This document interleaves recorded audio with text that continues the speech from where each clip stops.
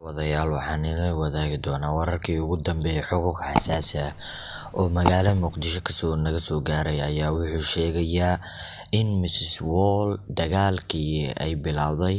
dhamaystirkiisa uu kusoo dhamaystirmay saldhigga degmada Waaberi in ay macsaro ku shiidaan ayadii maslaxo. Mrs Wall dagaalkii ay abaabushay ugu dambeyntii ayadoo meel joogta ayaa tiknika laga soo korritay ay leedahay barangi ma ayaa la leeyahay ee saldhigga ayaa loo wadaa la yaaban tahay. Fadlan waxaan si sharaf leh kaaga codsanayaa haddii Soomaalinimo jirto waa naga codsi daawaday in aad channelka subscribe dhaad oo gambaleelka u furatid muuqaalkan aad like la dhahdid.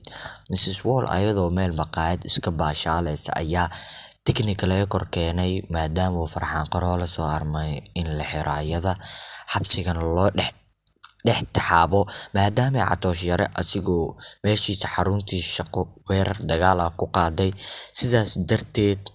loo dhex dhigayo xabsiga maadaama ayada marka koowaad falal qalad ah ay ku dhaqaaqday. Hadda laakiin ayadana beddeltaankeeda waxaa falkaas loogu abaalguday ayadoo meel biiwata iska baashaalayso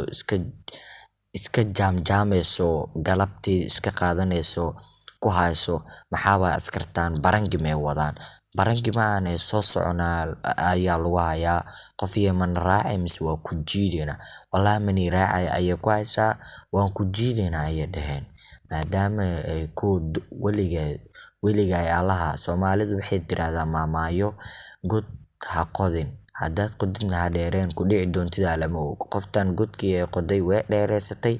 maantana ugu dambeyn Mrs Wall ayadaa dhex taalo maadaama nin dhan xafiiskiisa ku weerartay maantana tiknika ayadoo meel iskaga biibiteynaysa loo imaaday oo la jiiday markay iswaashay ayadoo dhan. Haddana waxaa la sheegayaa caawa inay saldhigga ku dhex hooyatay. Soo dhawaada muuqaal ayaan iga wadnaa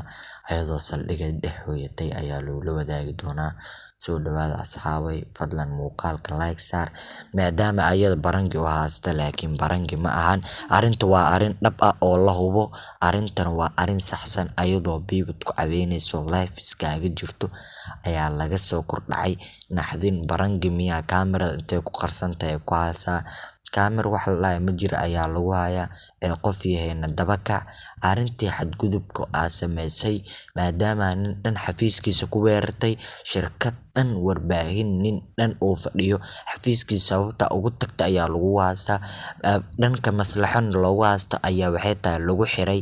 arinta ay live inay ka dhex dhaarata ma ee labadood Farxaan Qaroole ayaa amray in xabsiga la dhex dhigo. Fadlan soo dhawaada daawada muuqaal ayaan kula wadaagi doonaa Mrs Wall oo indha aad u kala taagtay. Soo dhawow daawada waxaana ciidan maxay baraan ma sameynaysiin